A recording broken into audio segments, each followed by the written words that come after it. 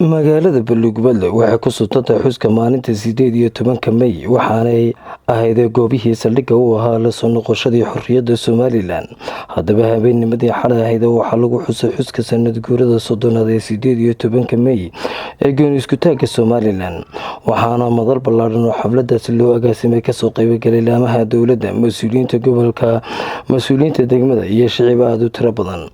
ugu horreyn odayaasha iyo mas'uuliyiinta oo halkaasi ka hadlay ayaa waxaa hadalladoodu iska daba mareen maalintan taariikhda ay leedahay iyo Balugubadle taariikhda uu ku leeyahay halgankaasi. waxa lagu dhawaaqay magaalada Burco laga dhawaaqay 1991kii iyo shirweynihii golihii dhexe isku yimaadeen. isla maalinta waxa lagu dhawaaqay degmada Balugubadle.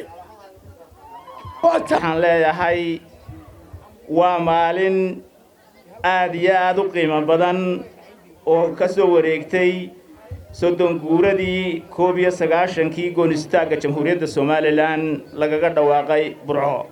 reer hawdahay waxaanu dhahay hooyadii Somaliland dhashay, waxaan jecelahay shicibka iyagu si qiiro iyo qiimo leh inaynu aad iyo aad u halganahay haddaynu nahay gobolka Haawil.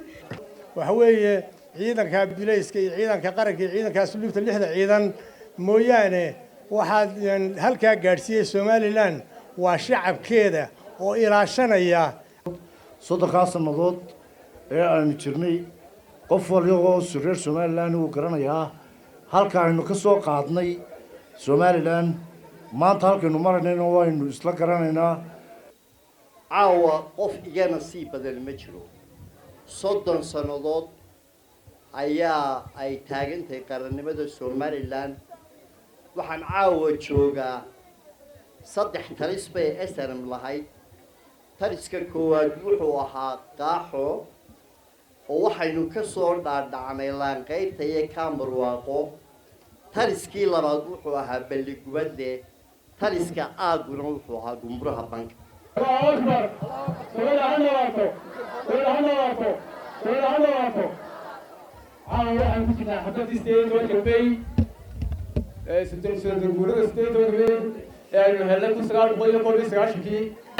gudoomiyaha gobolka Hawd Axmed Ciga Yare oo gabagabadii halkaasi ka hadlay ayaa waxaa ka mid ah hadaladiisii.